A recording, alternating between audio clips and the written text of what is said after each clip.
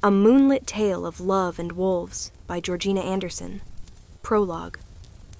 Before she knew. The porridge was burning. Noelie noticed this the way she noticed most things that morning, slowly, from a great distance, as though she were watching the cottage kitchen through river glass instead of standing in the middle of it. The smell had been present for some time before it reached her. Scorched oats and something underneath that. Something acrid and final. The smell of a small thing, already beyond saving. She was 9 years old. She was sitting at the kitchen table in her wool stockings, her feet not quite reaching the floor, and she was watching her mother. That was the whole of what she was doing. Watching. Her mother stood at the hearthstone with her back to the room, one hand resting flat on the mantel beside the iron pot, the other hanging at her side, with the particular stillness of a hand that had forgotten it was attached to a person. The fire beneath the pot was burning well, too well, nobody tending it, and the porridge was going to ruin, and her mother had not moved in several minutes. She was fully dressed. That was the thing that had snagged in Noelie's chest when she'd come downstairs.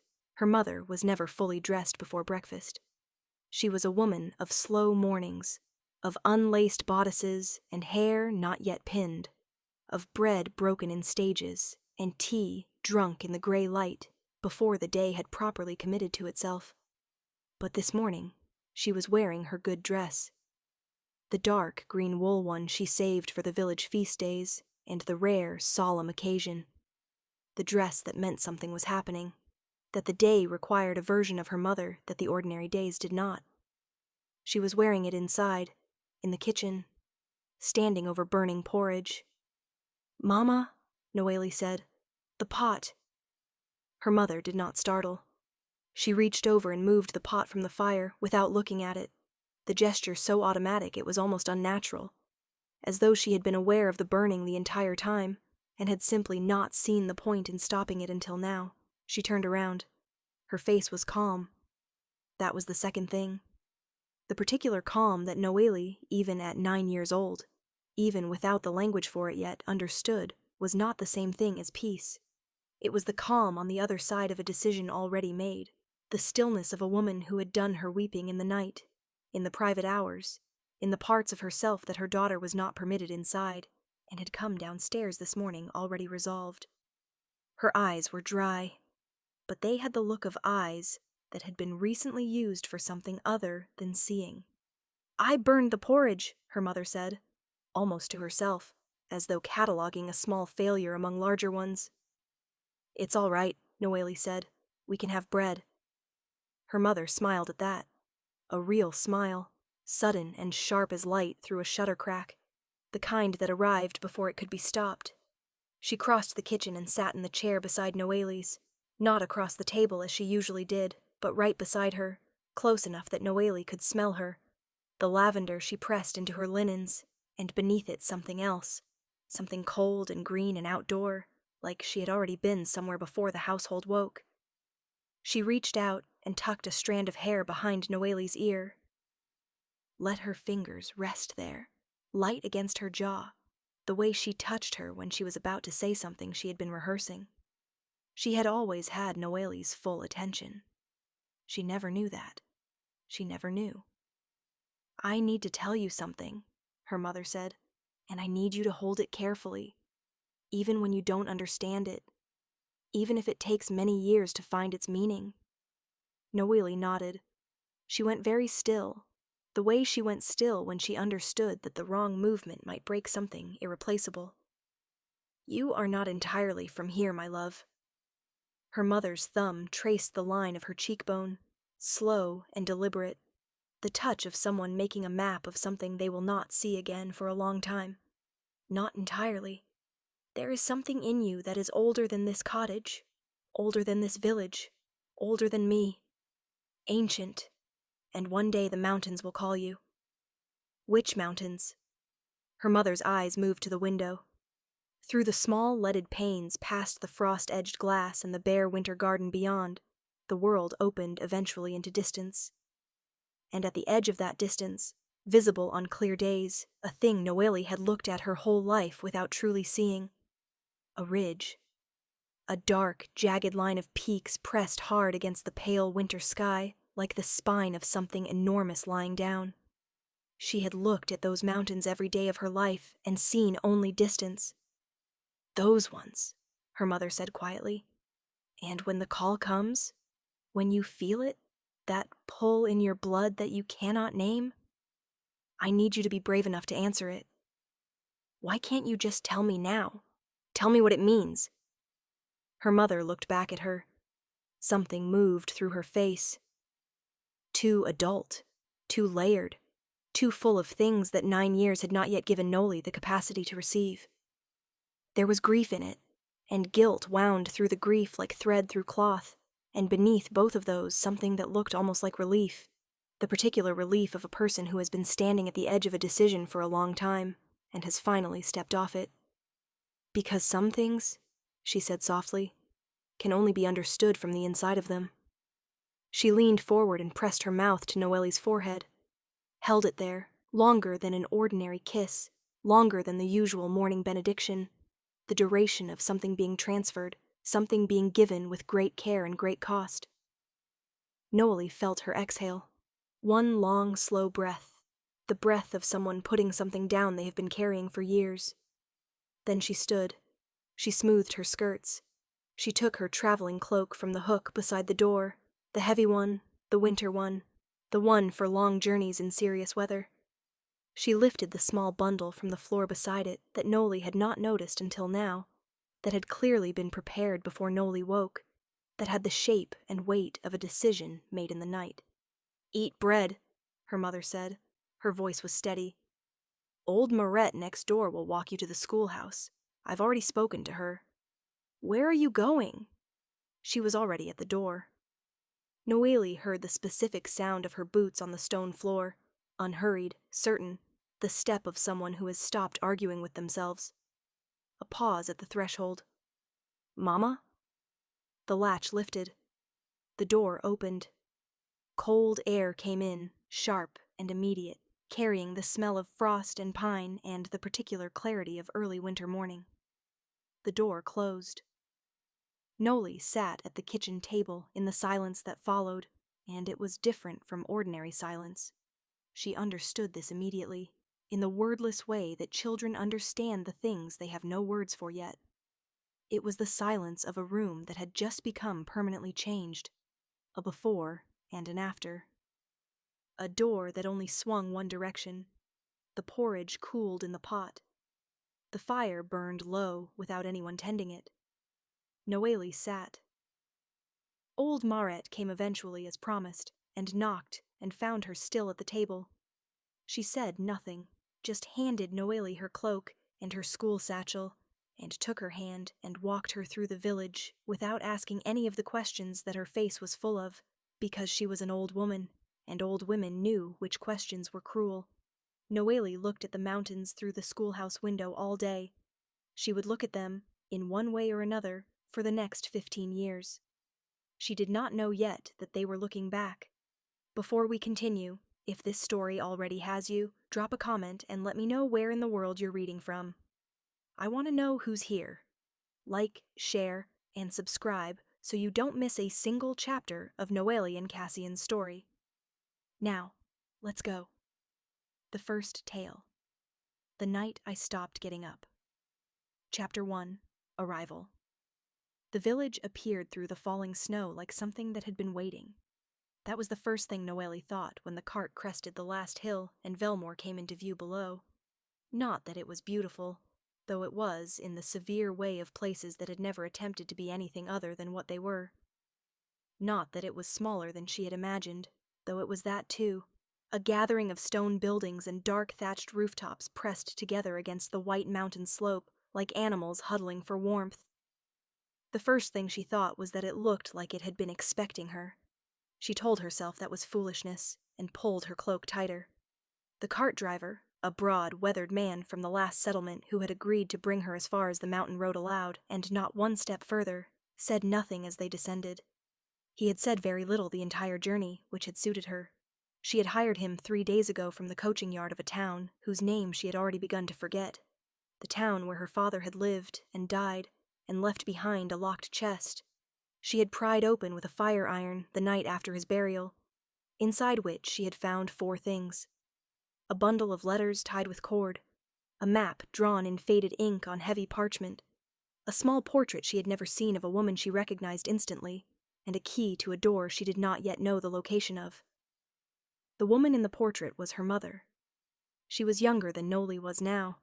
She was standing at the edge of a tree line in deep snow, her face half turned toward whatever lay beyond the trees, and her expression was the one Noelie had spent 3 days of travel trying to name. She had spent the first day calling it longing, the second day calling it grief. By the 3rd day, she had stopped trying and simply looked at it and let it be what it was. Something too complex for a single word, something that lived in the territory between wanting and knowing, between the pull toward a thing and the full understanding of what that thing would cost. The map in her father's chest had shown mountains, a valley, a settlement marked in her father's careful hand with a single word: Vellmore. She had packed 1 bag. She had arranged the modest affairs of a dead man's small estate with the solicitor on the high street. She had told no one where she was going, because there was no one left who needed to know, which was a truth she had been carrying for long enough that it had lost most of its sharp edges and become simply the shape of her life. Fact, not wound. She had set out at first light and not looked back. The road down into the village was narrow and treacherous with ice beneath the fresh snow, the cart horse picking her way with the careful distrust of an animal that has learned not to believe what the ground shows her.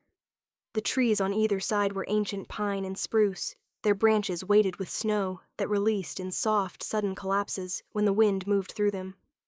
It was early afternoon, and the light already had the quality of ending, that thin, exhausted winter light that suggested the sun had other obligations. She had been traveling 3 days. Before that, she had been packing for 2, which had revealed how little she possessed that was worth carrying. 1 bag of clothes, her mother's portrait wrapped carefully in linen, the letters and the map and the mysterious key on its plain iron ring. A small purse, not generous but sufficient if she was careful. A bone-handled knife her father had given her for traveling, which she had accepted without comment and now kept in her boot. The cart driver stopped at the village boundary, a low stone marker half buried in snow, and would go no further. He handed down her bag with the impersonal efficiency of a man completing a transaction and turned his horse around without a word.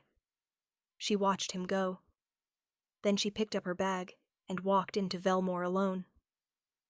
The village had 1 main thoroughfare, a road of packed earth and stone, wide enough for 2 carts to pass with argument, lined on both sides with buildings that had the look of things grown rather than built. The stone here was the same stone as the mountain above. Dark, gray, dense, absorbing the winter light rather than reflecting it. Thatched roofs, heavy with snow. Shuttered windows with firelight leaking through the gaps. A well at the center of the road, frozen solid.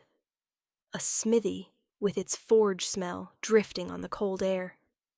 A tavern with a painted sign, a black bird on a white ground, faded by weather into something ambiguous, and warm light spilling amber under its door. The whole of it could be walked end to end in under 10 minutes. The people she passed looked at her, not with hostility, with the careful watchfulness of a community that knew its own members, and noted the absence of her face among them. She nodded when eyes met hers. She did not stop or explain herself. She had learned young that the less a woman in an unfamiliar place explained herself, the more authority her presence seemed to carry, and she had no authority to spare. At the far end of the village, where the thoroughfare gave out to a rough track continuing up the mountain, she found the cottage. She had known it from the map, its position at the territory's edge, where the last building gave way to open ground and then tree line. It was small and stone-built, and old, with a low doorway and windows so thick with age their glass had gone slightly wavy, distorting the gray light in a way that made the interior look like it was underwater. A woodpile stacked against the eastern wall, which she noted with relief. A well in the small yard, unfrozen, Fed by the mountain spring, she would learn later. The door was unlocked. In Vellmore, she would discover, most doors were unlocked.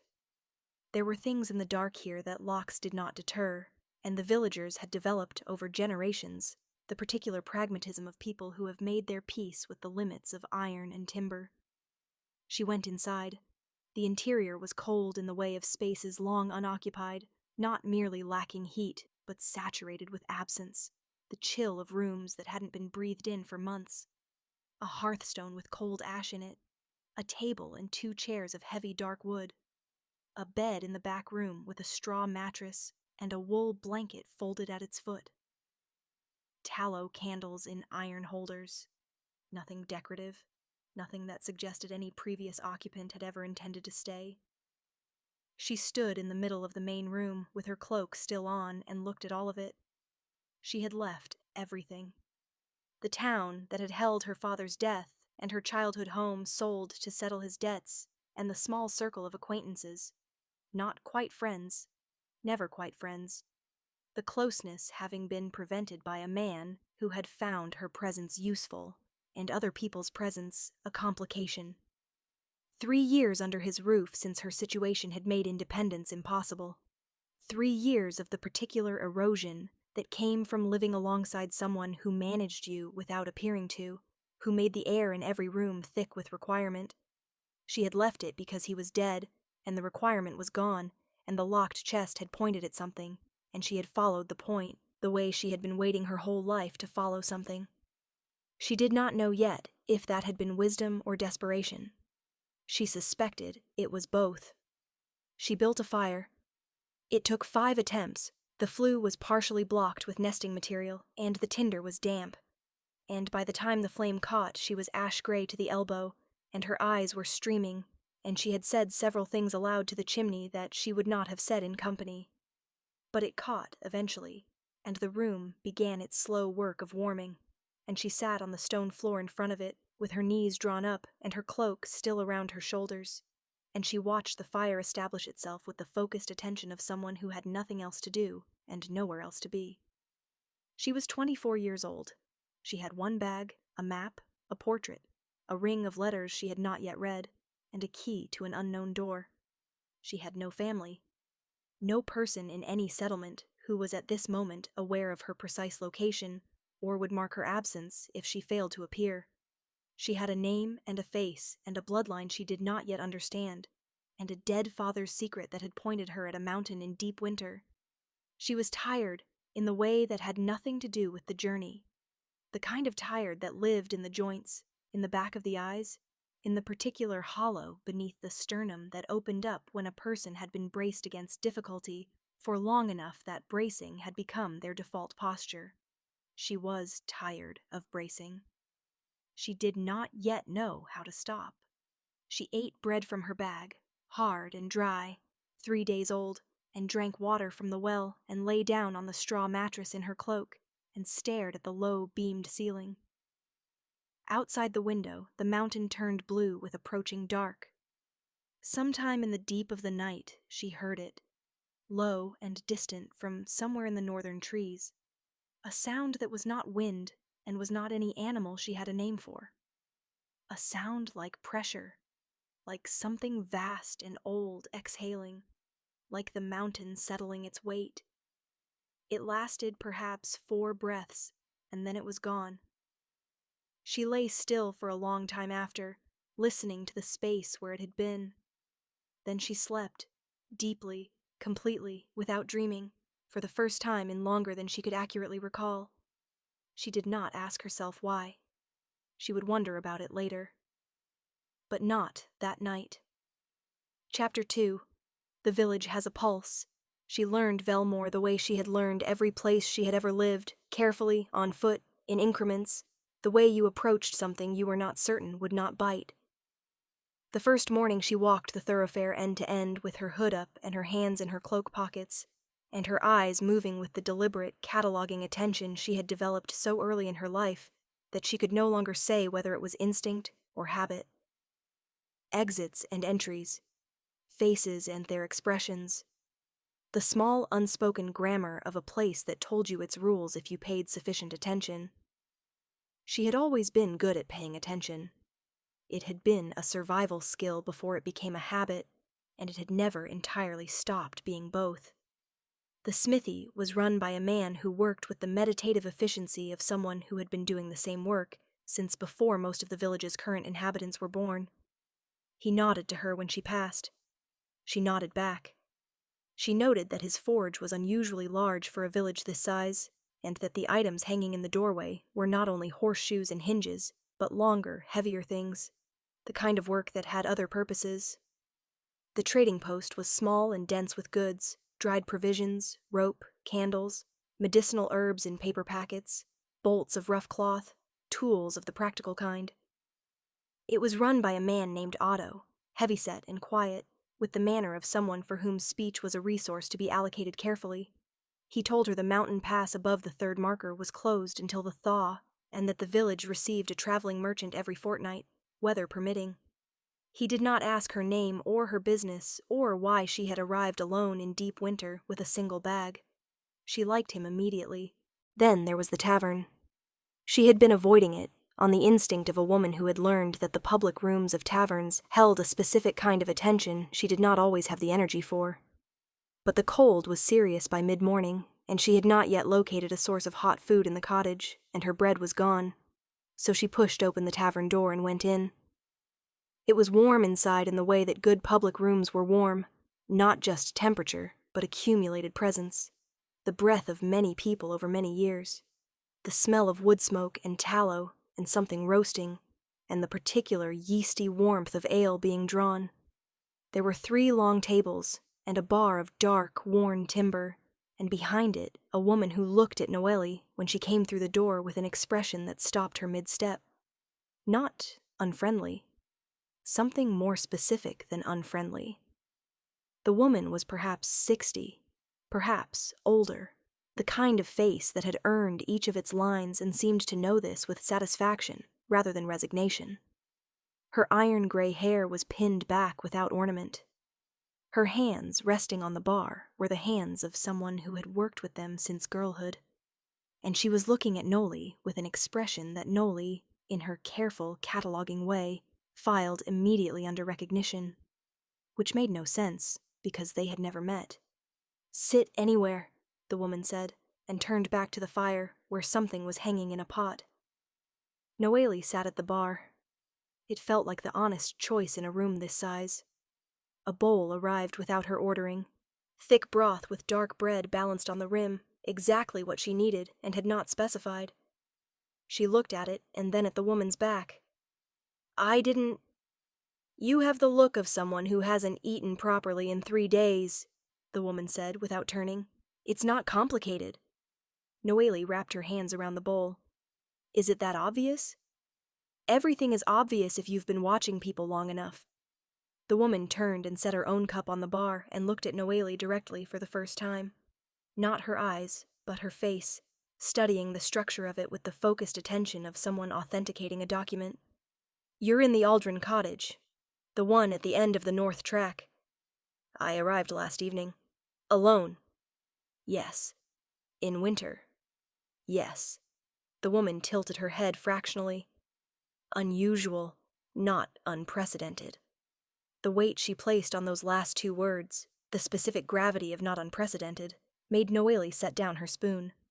"I'm Noelie," she said. "Petra." The woman picked up her cup. She said the name the way she said everything, without decoration, as a single clean fact. Then she looked at Noelie's face again, at the specific architecture of it, and said in a voice pitched just below the other patrons, "You have your mother's jaw." The tavern noise continued around them. Someone laughed at one of the long tables. The fire settled. Noelie said very carefully, "How did you know my mother?" Petra was quiet for a moment, the quiet of someone choosing the precise shape of what they were about to give.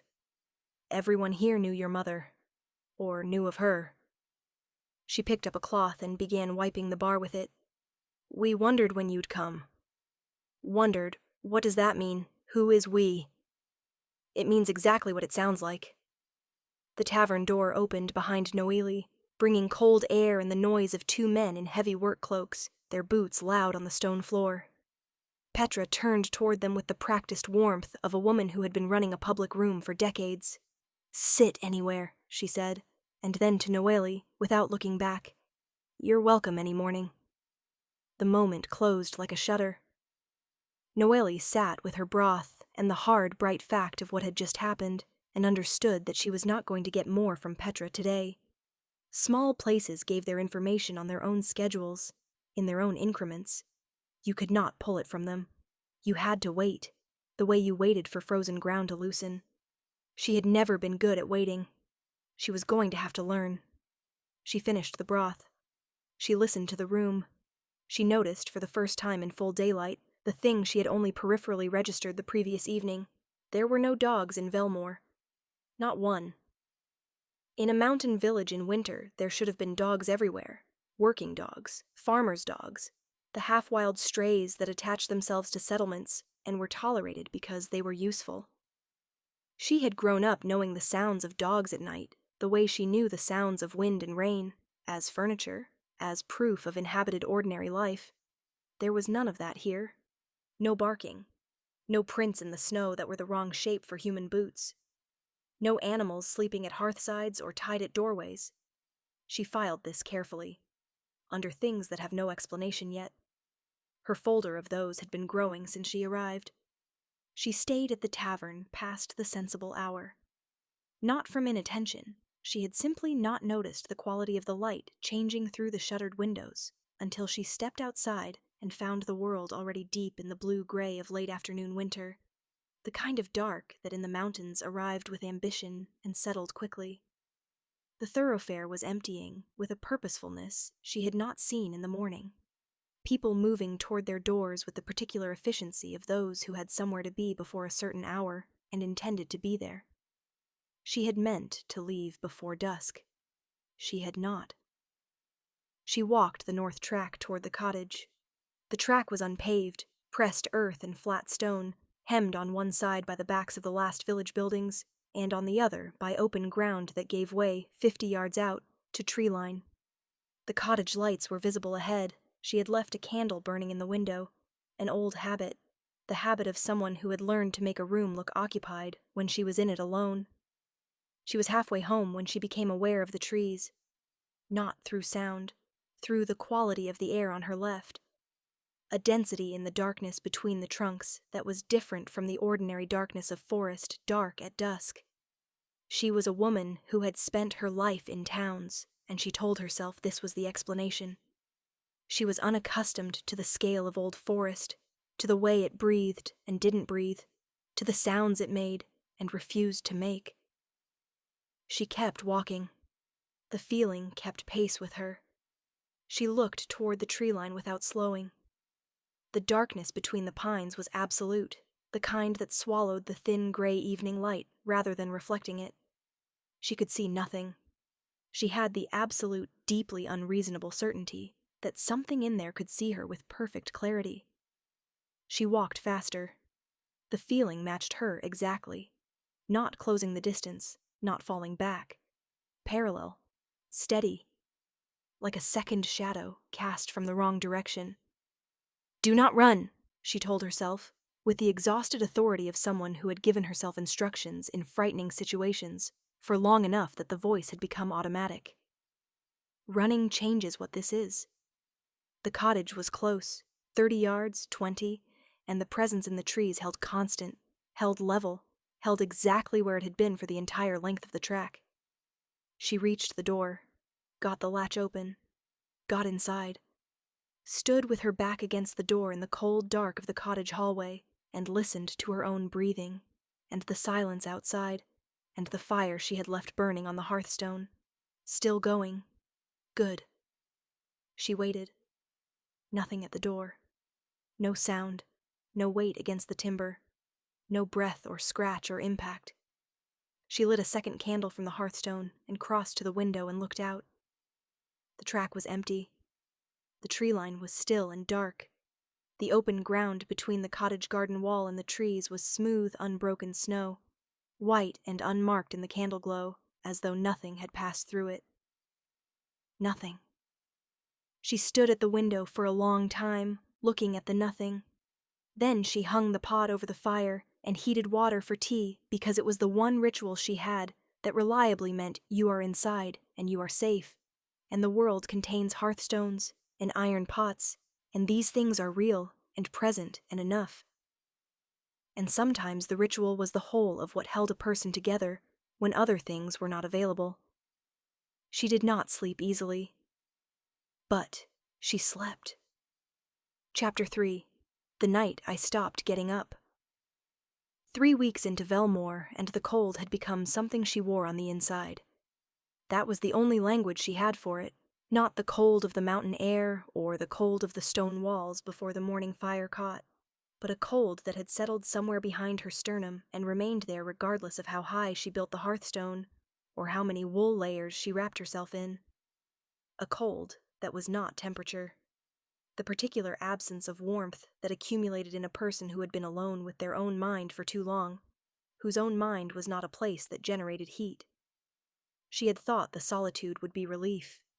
For the first days it had been, the way the removal of a constant low-grade pain could initially feel like freedom, before you understood that the pain had also been a kind of company. The silence of Vellmore, the silence of the cottage, the silence of days in which she spoke to no one except Petra, for a short while each morning, and Otto when she needed provisions. She had wanted that silence, had traveled 3 days toward it on cold roads, had arrived in the dark and built a fire for it. She had not accounted for what the silence would do once it had her to itself. It was not peaceful silence. It had texture and weight, pressed against her in the evenings when the hearthstone burned low and the wind came off the mountain, and there was nothing between her and her own thoughts, except the walls of a cottage that had never belonged to her, and never would. And in that silence, her father's voice lived, not his real voice, not the practical, managing voice he had used for ordinary transactions, but the other one. The one he had used specifically with her, in private, in the rooms of the house where there was no one else to hear. The voice that had known exactly which things to say to make her feel most like a problem that hadn't yet been adequately solved. You are more trouble than you are worth, girl. You have your mother's stubbornness and none of her sense. Do you imagine anyone will take you without my recommendation? Do you imagine you exist in the world independently of my goodwill? She knew, in the rational part of herself, what those years had been. She had had enough quiet evenings alone with her own assessment of them to understand the mechanism. A guardian who had found her convenient in some ways and inconvenient in others, who had managed the inconvenience by revision, by the patient incremental replacement of her self-concept with his version of her, smaller, dependent, requiring management. She understood this. She had turned it over in enough sleepless hours to know its shape completely. Understanding it had not yet translated to not feeling it. That was the thing no account of such damage ever adequately conveyed, that you could have perfect intellectual clarity about the architecture of your own diminishment, and still wake at 3 a.m. convinced, in your blood and your bones, if not your mind, that the diminishment was true and the clarity was the story you told yourself to survive. She had been waking at 3 a.m. for longer than she wanted to count. The bad week arrived on a Tuesday. She did not know why Tuesday specifically. There was no identifiable cause, no anniversary, no particular quality of the light, no event that could be named as precipitant. She woke that morning and the weight was simply there, heavier than it had been since her first week, heavier than she had the capacity to carry, without it affecting the way she moved through the hours. She lay in bed until well past the sensible rising time. When she finally got up, she stood in the kitchen for a long stretch, looking at the cold hearth, trying to locate the reason to light it. The reason existed. She knew it existed, could identify it abstractly.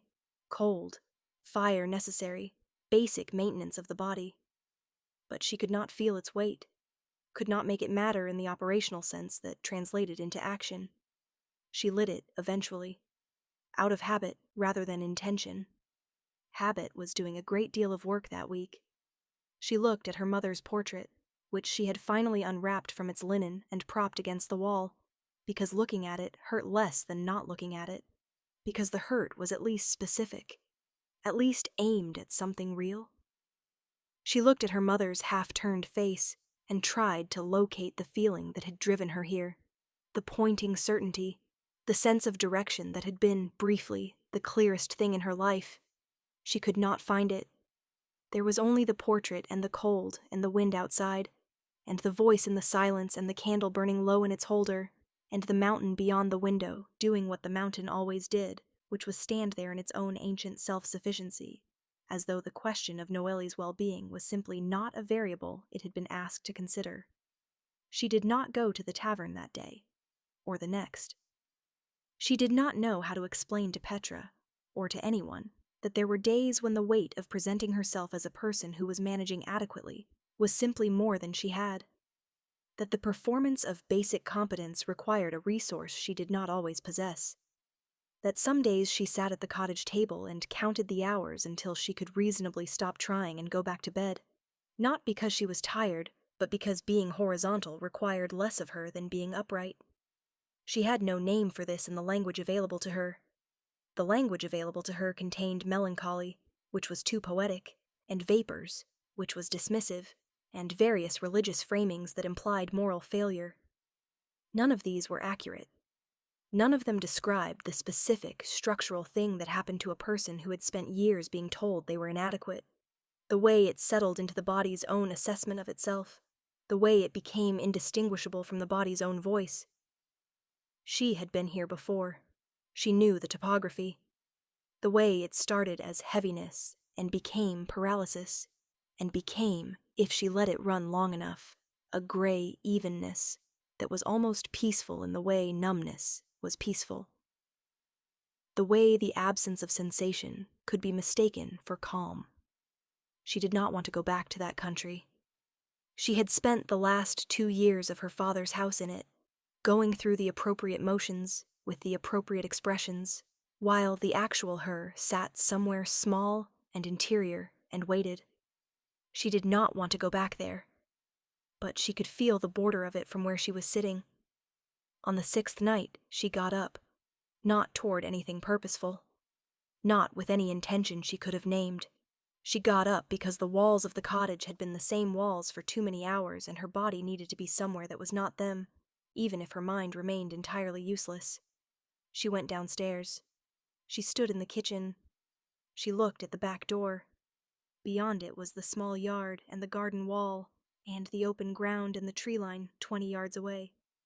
She had not gone into the trees.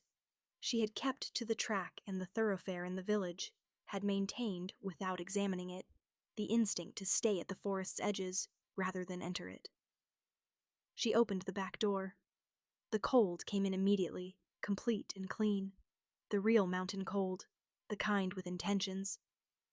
And she stood in it in her night shift, and her bare feet on the stone threshold, and she breathed it. It was the first thing that had felt real in 6 days. The involuntary physical response of a body that was still, whatever else was happening, operational. She stepped outside. The snow was deep past her ankles immediately, her feet going numb in moments, and she knew this, and she kept walking. Through the yard, through the garden gate, across the open ground. The mountain was fully visible tonight, the cloud cover broken for the first time in days, the peaks white and enormous and entirely, cosmically indifferent under a sky dense with winter stars. The moon was nearly full. Everything was the blue-white of moonlit snow, shadowless and still. She reached the tree line and sat down in the snow at its edge, her back to the darkness of the forest, her face toward the open ground and the cottage and the mountain. She sat in her night shift without a cloak. She was very cold within minutes. She knew this, and she did not move. She was not trying to harm herself. She was precise about this in her own accounting, in the private court of it. She was not sitting in the snow at midnight without a cloak because she wanted to cease to exist. She simply could not find, in the collection of reasons she usually kept ready for exactly this kind of moment, she could not find a single one that was still carrying weight. The reasons all existed. She knew they were there. She just could not feel them. Could not feel much of anything, which was the problem, which was why she was sitting in the snow in her night shift, because the cold was still getting through when nothing else was. She sat. The mountain was quiet. The village was dark and sealed. Her hands stopped aching after a while, which she noted with the detached interest of someone observing an experiment from a distance. She was looking at the snow before her, at the particular blue quality of moonlit white, at the way the surface of it held the light without reflecting it, when she felt it. Not heard. Felt. A displacement of the air behind her. A weight arriving in the world that had not been there a moment ago. She turned her head. Between the trees, not 3 feet away, a wolf. She had not understood from the glimpse of movement on the track and the felt presence of those nights, the actual scale of what she had been sensing.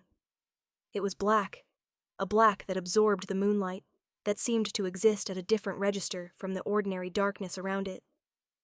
Its shoulders were the height of her chest. It was standing completely still, watching her with eyes that caught the moonlight and held it, pale and steady, and possessed of an intelligence that made every word she had ever used for animal feel immediately and entirely insufficient. She should have run. Every received wisdom she possessed said, "Run, get inside, bar the door." She turned back to face the mountain. Her heart was striking the inside of her chest with force. But she did not run, and she did not cry out. And after the space of several careful breaths, she knew, with a certainty she could not source, that came from somewhere older than reason, that it had not come to harm her, that whatever it had come out of the forest for, harm was not it. She heard it move. 1 step, 2.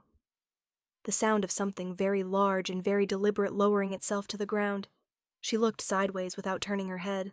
It had lain down in the snow 6 feet from her. Its great head was up, ears forward, watching the mountain with the direction of attention she had been giving it, as though it had simply arrived to share in whatever this was, as though sitting at the edge of the dark in the cold and the quiet and the enormous mountain silence was a thing it understood and had, perhaps, done before. She stared at it. It did not acknowledge her stare. It looked at the mountain with the patient, absolute quality of something that had been watching and waiting and enduring for a very long time, for whom endurance was not effort, but simply nature. Something happened in her chest. Not safety. She did not have access to safety in the full sense. Not yet. Not relief in the ordinary sense. Something that existed in the territory of both, without being either. The particular sensation of a person who has been braced against aloneness for so long that the simple presence of another living thing, any living thing in proximity without demand or threat or management, registers in the body as something it has been quietly starving for. She started to cry. Not dramatically. She did not have the energy for dramatic. Just the slow, helpless kind. The kind that happens when something that has been held for a very long time recognizes that it is allowed to be put down, when the body decides without consulting the mind that it is permitted, finally, to set a thing on the ground. She cried without covering her face, without trying to stop it, and the sound she made was not loud, and the wolf did not move. It stayed. Through all of it, the crying and the shaking that was cold, and was also something else entirely, and the long quiet that came after, when she had emptied herself of it and sat in the particular clean hollow that followed. It stayed. Warm and dark and enormous and completely, entirely still. Asking nothing, taking nothing. Present in the radical way that presence was radical when you had been without it long enough to forget its weight. When she finally stopped, she sat in the quiet for a long time longer, looking at the mountain. Then she got up. Not because of a reason, because something in her, something that was not thought, not argument, not any of the things she usually required to move, had quietly reassembled itself during the crying, and concluded that it was not finished. that there was still something here worth being vertical for, even without a name for what it was. She walked back across the snow to the cottage without looking behind her. At the door, she stopped, turned. The wolf was still at the tree line, standing now, watching her.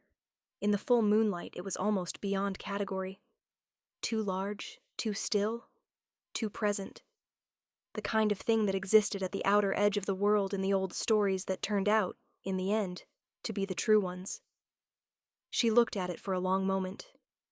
Then she went inside. She barred the door. She lay down on the straw mattress in her damp night shift and her frozen feet, and she slept, the deep, structural, dreamless sleep of a person who has set something down they have been carrying for too long.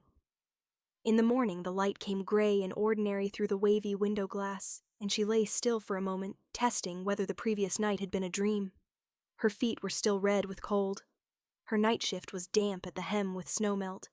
She got up. She went to the back door and lifted the bar and opened it and looked at the ground of the yard. Paw prints, enormous, pressed deep into the snow between the garden wall and the tree line, leading from the forest to a point 6 feet from where she had been sitting, and back. She stood in the doorway for a long time. Then she went and lit the hearthstone. She made porridge, properly this time, watching it. And she ate it standing at the window, looking at the mountain. She dressed before the morning was half gone for the first time in 6 days. She did not have a reason yet. She had paw prints in the snow, and the memory of something that had chosen to stay beside her in the dark, and for today, just for today, that was enough to be upright for. The second tale, the last time she fell. Chapter 4, Cassian. She saw him for the first time in full daylight on a Monday morning, and she did not know what he was.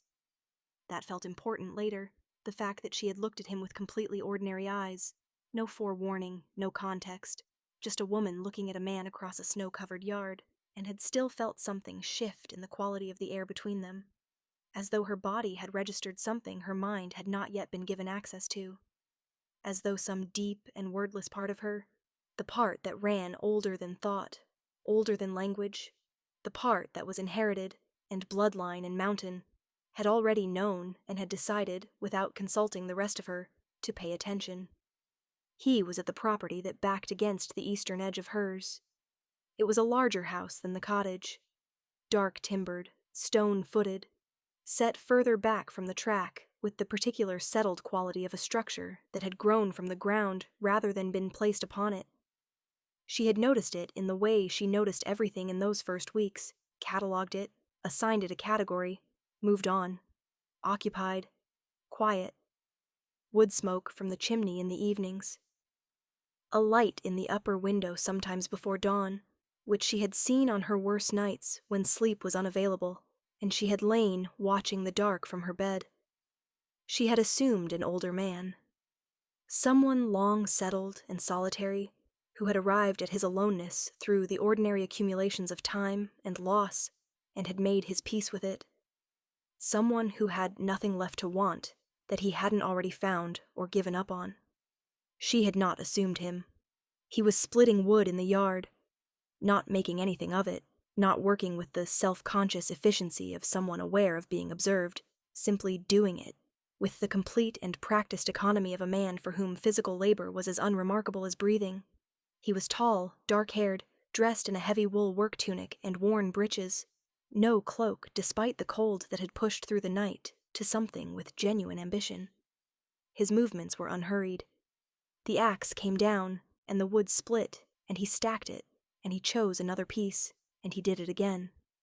Steady and rhythmic and entirely self-contained, the way certain people were self-contained, not as a performance of self-sufficiency, but as a fact of their nature, as natural to them as the way some animals moved through the world without requiring an audience for it. She was standing at her garden wall with her empty water pail, because she had come outside to check whether the well was drawing cleanly, which it was. She had stopped walking. She was not certain when. He looked up, not with surprise, with the quality of someone who had already known she was there, and was simply acknowledging it now, at the moment of his own choosing. His eyes were dark. His face was She searched for the appropriate word, and found that it was difficult to look at directly and difficult to look away from in precisely equal measure. Not merely the appearance of it, though it was striking in the way that weathered, inhabited faces were striking, the striking of lived-in things, of things that had been somewhere real for a long time. It was weighted. It was the face of someone carrying a history so long and specific that it had changed the way gravity worked on them. He looked at her for a moment. She looked back. He looked back down at the woodpile and split another piece. She stood at her garden wall for 3 more seconds, feeling faintly and unreasonably like she had been assessed, and the assessment had been inconclusive. And then she turned and went back inside, with her full water pail and her empty hands, and the distinct impression of a door that had been opened 1 inch, and then carefully, but not unkindly, closed. She asked Petra about him that morning, with the careful indirectness she used when she wanted information, but did not want to reveal the wanting. "The house on the eastern side of my property," she said, her hands around a bowl of morning broth. "Who lives there?" Petra was at the far end of the bar, doing what Petra was always doing, which was being entirely occupied with something practical, while simultaneously being entirely aware of everything happening in her tavern. There was a pause, approximately 1 breath longer than the question required. "Cassian," Petra said. "Just Cassian? That's what he goes by." "How long has he lived here?" Another fractional pause. "Long time." "How long is a long—" "Long," Petra said, with the tone of a woman closing a door on a corridor she had decided you were not walking down today. Noelie looked at her bowl, changed her approach. Does he have kin here? People in the village?" Petra turned around and looked at her with those sharp, assessing eyes. The look of a woman deciding how much of the map to hand over and to whom. "Cassian keeps himself to himself. He's not unfriendly. He's not friendly either. He doesn't answer questions he hasn't decided to answer, and he doesn't explain himself, and he has been precisely that way." She paused. "Since before I was born." Noelie looked up from her bowl.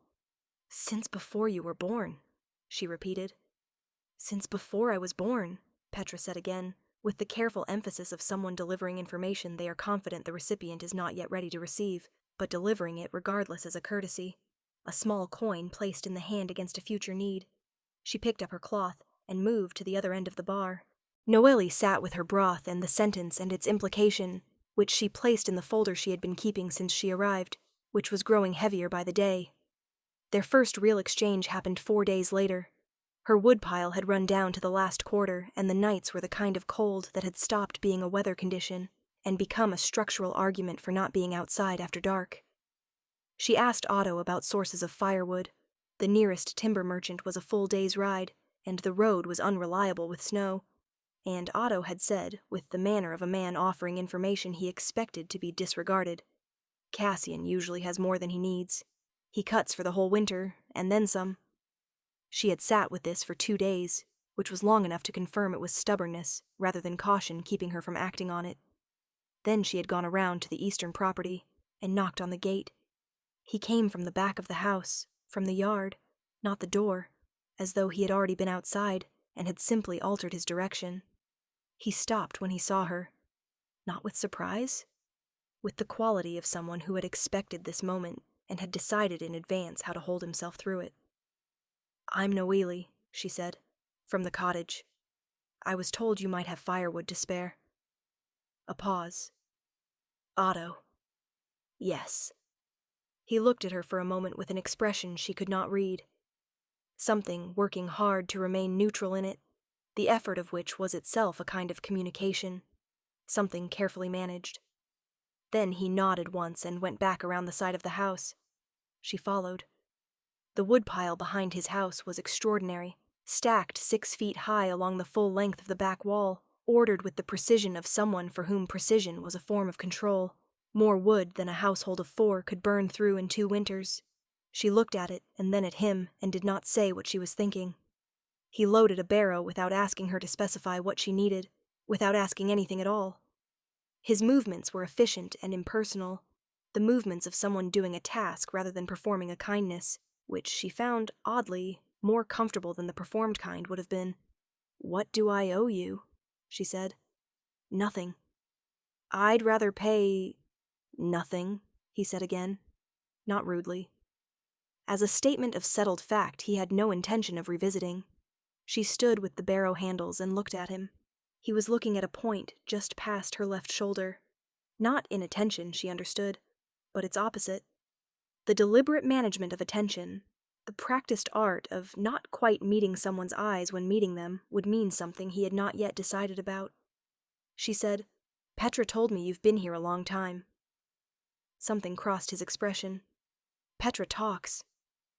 She actually says very little. That was nearly all she said. The ghost of something moved through his face, the structural precursor of a smile, the place where one would go in a face that had more practice at them. It came and was gone before it finished arriving. "Leave the barrow at the gate when you're done," he said. He went back around the side of the house. She stood in his yard for a moment looking at the woodpile and the house and the thin smoke rising from the chimney, and had the very clear impression of a door opened precisely 1 inch and then closed again, firmly but without hostility, and with the particular quality of a door that might, given sufficient time and the right approach, be opened further. She wheeled the wood home. She thought about him with an inconvenient frequency she did not examine directly, the way you didn't examine a bruise too closely because you already knew it would be worse than it appeared. The third exchange happened the following week at the convergence of 2 things: her need to know about her mother and Petra's decision that the time had come to point her in a specific direction. She had gone to the tavern early, waited until the morning custom thinned, and said to Petra without preamble, "Tell me more about my mother." Petra had looked at her with the assessing attention she brought to everything. Then, "I've told you what I'm able to tell you." "That's not the same as telling me everything." "No," Petra agreed. "It isn't." "Then who can?" The tavern was quiet. The fire burned in the great hearth at the room's end. Outside the shuttered windows, Vellmore was doing what it always did, existing in its own sealed and watchful silence, keeping its own counsel, waiting for whatever it was perpetually waiting for. Petra looked at her steadily across the bar. "Ask Cassian," she said. Noelie went very still. "He knew my mother." "Yes." "How well?" Petra picked up her cloth. "Well enough to answer your questions. Whether he chooses to is another matter." A pause, deliberate and weighted. "He may not choose to." "Why not?" "Because knowing your mother," Petra said carefully, each word placed with precision, "cost him something. And Cassian is a person who does not spend what little he has left without considering it first." She moved to the other end of the bar. Noelie sat with her cup and the weight of cost him something and understood that she had arrived, without intending to, at the edge of the real story. The one underneath the one she had been following since she opened her father's chest. The deeper story. The one with roots. She put down her cup. She went to find Cassian. Chapter 5. Things Petra Says. She found him at the tree line. Not in his yard and not at his house. At the northern edge of the open ground behind the properties, where the snow-covered field gave out to the first dark line of pines. He was standing with his back to her, completely still, looking into the forest with the quality of a man who had been standing exactly there for a long time and intended to stand there for some time more. He was not doing anything she could identify. He was simply standing at the border of the trees, the way she had sat at the border of the trees. At the edge of 2 kinds of world, in the particular no-man's land between them. The parallel arrived in her chest before her mind had finished forming it. She stopped a few feet behind him. He said, without turning, "I heard you coming." "From inside the house?" "From the track." She looked at the distance between the north track and where they were standing. It was not a small distance. "Cassian," she said, "I need you to tell me about my mother." He was quiet long enough that she thought he was arranging his refusal. She recognized the shape of that particular silence, had encountered it enough times in her father's house to know its architecture. The silence of a person assembling their reasons for not doing a thing. Then he said, "What do you know already?" She told him. "All of it." what Petra had given her in pieces, what she had reasoned from the gaps between the pieces, what she had carried in her blood without understanding since childhood. When she finished, she said, "And that knowing her cost you something." He turned around then. The expression on his face was the first fully unguarded one she had seen on him. Not warm, not readable in the ordinary sense, but unguarded in the specific way of a person who has been caught holding a feeling they believed adequately concealed. It lasted only a moment. Then the composure returned like water finding its level, smooth and complete. "Petra," he said. "She said you might not choose to answer me. She was right. Are you choosing not to?" He held her gaze for a long moment. The wind moved through the pines behind him, that deep, rhythmic breathing she had learned to identify as the forest's own pulse, separate from the wind in the open. His eyes were dark and still and full of something she was beginning to have a name for, the particular quality of a person who has held something very heavy for a very long time, and has learned to hold it so well that it no longer looked like weight. "Not today," he said. "I'm not choosing not to. I'm choosing not today." She held the distinction, turned it over. The difference between a closed door and a door not yet ready to be opened was a difference she understood better than most, having lived for years in houses full of both kinds. "All right," she said. She turned to leave. "Noelie." She stopped. He had not used her name before. It sounded, she searched for the word, and found only that it sounded like it had been somewhere in him already, held in some internal room, and had simply been allowed out now for the first time. "Your mother," he said, "was not a person who could be known lightly. She asked things of the people around her without knowing she was asking. Without meaning to." A pause, and in the pause something moved that was old and private, and not entirely managed. "You should know that about her before you know anything else." She turned back. "Is that a warning? About her, or about me?" He held her gaze. "I haven't decided yet," he said. He returned his attention to the tree line. She walked home in the cold, with the conversation sitting in her chest like something still warm, which was its own kind of information, which she filed carefully alongside everything else. Chapter 6, What the Ice Does. She went back to him the next morning. Not by plan, or not by conscious plan, which she had learned was not the same thing. She told herself she was walking the north track for the cold air and the movement, and the basic physiological benefit of leaving the cottage before mid-morning. She did not tell herself she was walking the north track because it ran past his gate, and his gate was a place where encounters were possible. She had gotten very practiced at not telling herself things. He was at the gate when she reached it, not positioned there, not waiting in any obvious sense, simply present in the way he was often simply present, as though the idea of coincidence behaved differently in his vicinity. He had a heavy traveling cloak on today, which she noted. The temperature had dropped overnight to something with real commitment, and even he, apparently, had made concessions to it. She stopped. He looked at her with the expression she was beginning to recognize as his version of greeting. A complete stillness, a quality of focused attention that most people expressed through movement and speech, but that he expressed through the absolute cessation of both. She said, without greeting, "I want to know about my mother. I understand you need time, and I'm not trying to force what you're not ready to give. But I want you to know that I'm not going to stop asking. She's been gone 15 years, and she's the only unanswered question I have left, and I'm here, and you're here, and I intend to keep asking until you're ready to answer." He listened to all of this without expression. When she finished, he said, "I know." "Then, I know you're going to keep asking," he said. "I didn't say I wasn't going to answer. I said not, today." The pause had a shape to it. "It isn't today yet." "That," she said, "is the most frustrating thing anyone has said to me." "I doubt that," he said quietly. Something shifted in the air between them. Not quite humor, but the atmospheric drop that preceded it, the pressure change before weather arrived. She felt it, and did not entirely trust it. "Walk with me," she said.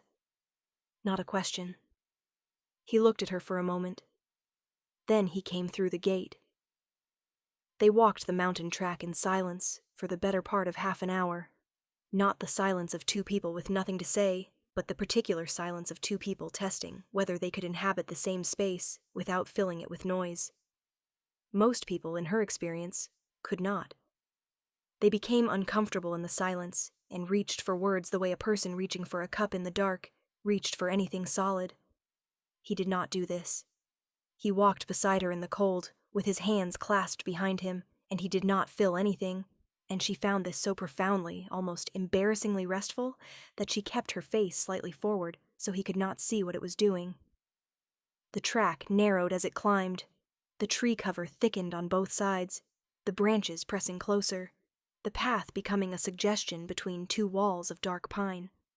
She was watching the path and thinking about what she would say when the path made the first move instead. The ice was beneath a skin of fresh snow, invisible with no surface indication of its presence until her boot met it.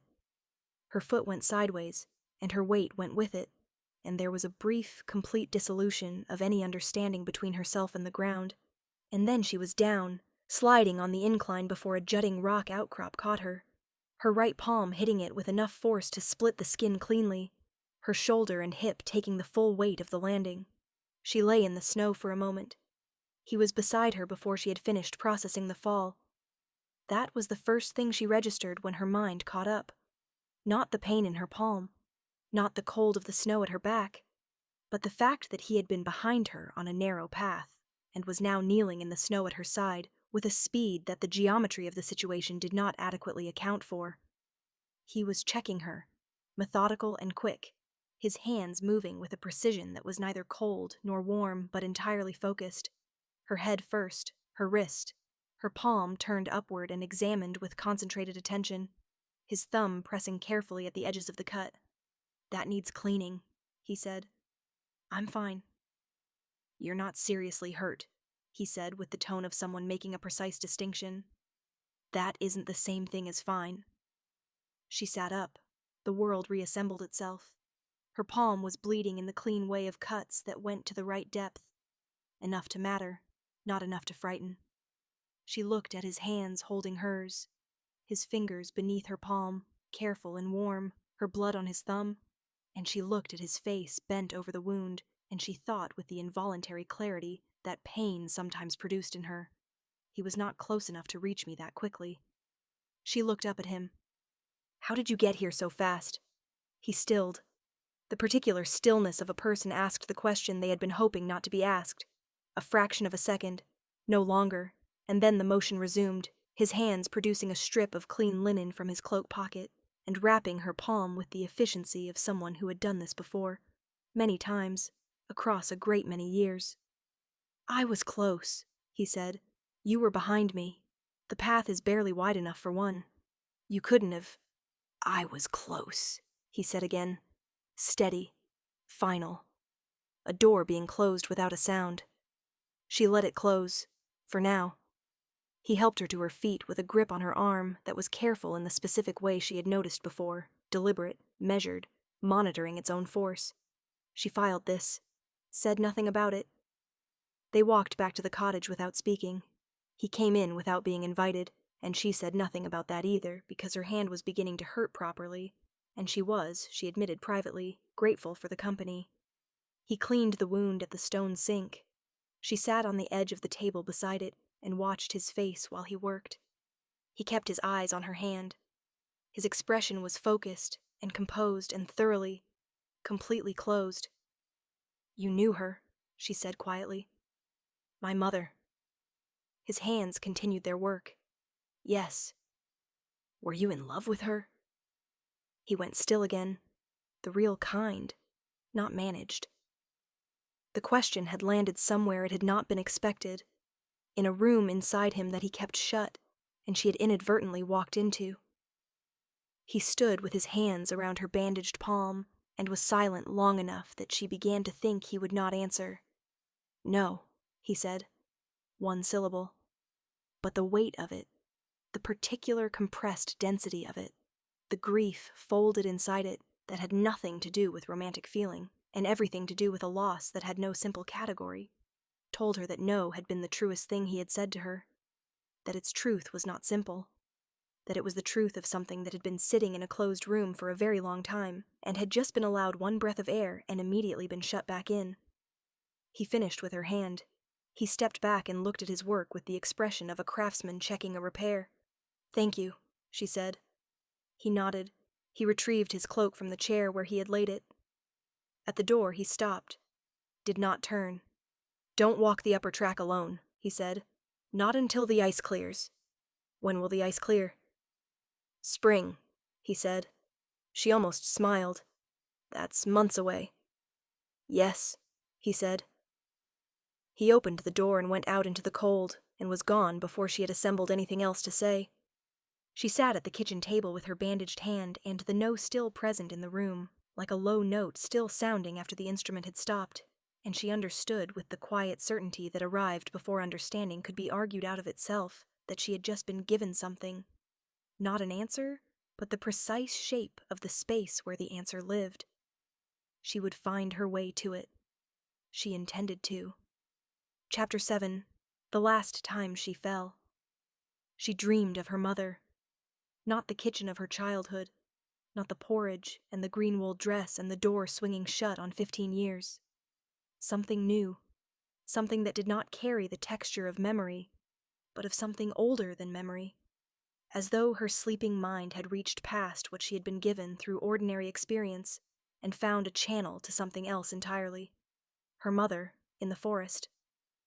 Running, not from anything, toward something, her hair completely loose, her skirts dark with snow at the hem, her face tipped upward with the expression of someone who has just understood, after a long confusion, the exact nature of the thing they are.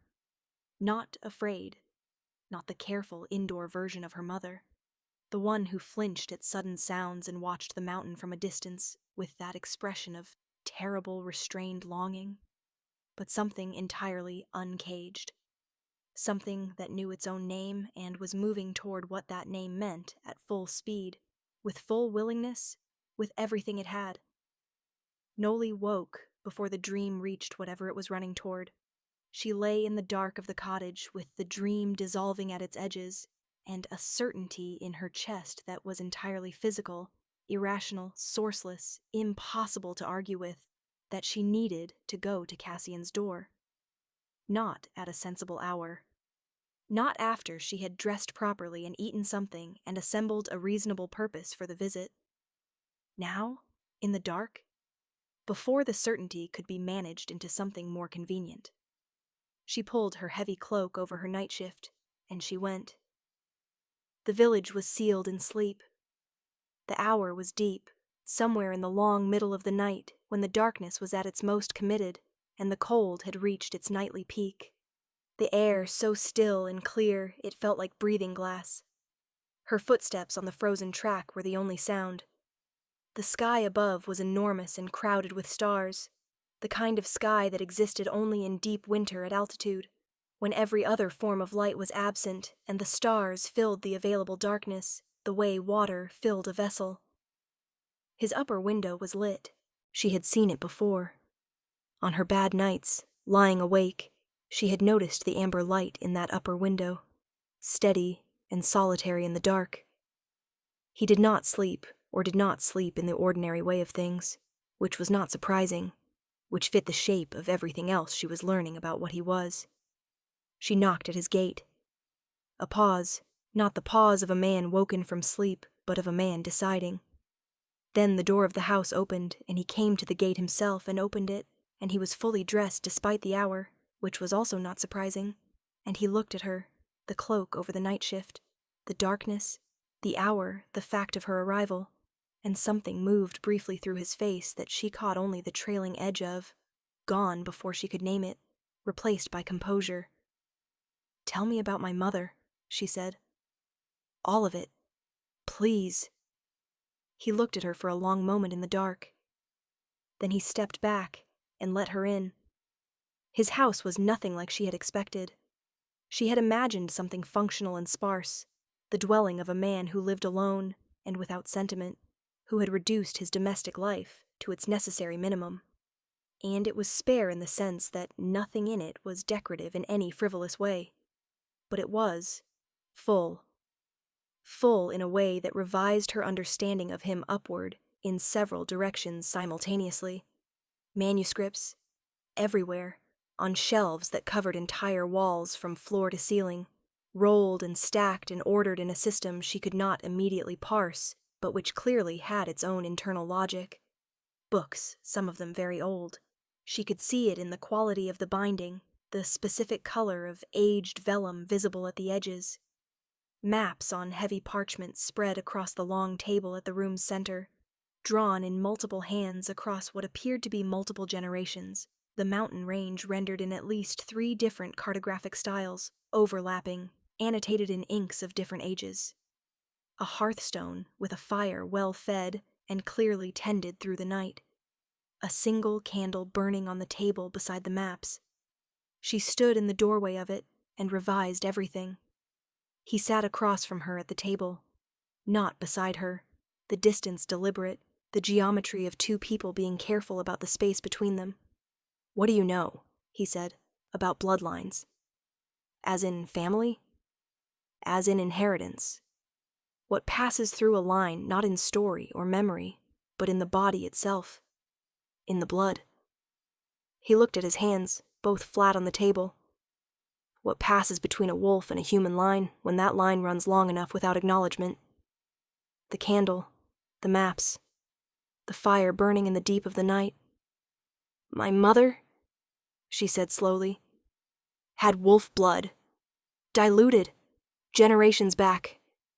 Enough that she felt the pull of this territory without understanding what was pulling. Enough that the mountain—" He paused, called to her in the way it calls certain people. People who carry the old lines without knowing they carry them. She followed the call without understanding it. She came here young and alone. Another pause. "The way you did." She was very still. "She was here 2 years, Cassian continued. His voice was the voice of someone telling a thing they had rehearsed, keeping themselves at the required distance from it through the precision of the telling. "She learned what she was, what the pull meant. She understood the pack, the territory, the life that exists here alongside the ordinary one." He looked at the candle. "She was happy, I think. For a time, in the way that people are happy when they finally understand why they have always felt misaligned with the world they were living in. Why did she leave?" He looked at her directly. "She was with child. The hearthstone, the fire, the old maps on the table between them. With me," Noelie said. "With you. She left because of me." "She left," he said carefully, the care of it enormous and precise. "Because she was afraid. Not of you. For you. She had spent 2 years understanding what this life costs. The danger of it. The way it marks the people connected to it. She did not want that for her child." A pause so quiet the fire filled it. "She loved you before she knew you. She left because of that love." Noelie sat with this, put it down, picked it up, turned it in her hands. "She told me," she said, "the morning she left, when I was 9. She said I wasn't entirely from here. She said the mountains would call me, and I should be brave enough to answer." Something moved through his face. Grief, old and specific, still sharp at the edges despite its age. The grief of a person who had known someone well and lost them without the clean finality of death, which was the worst kind.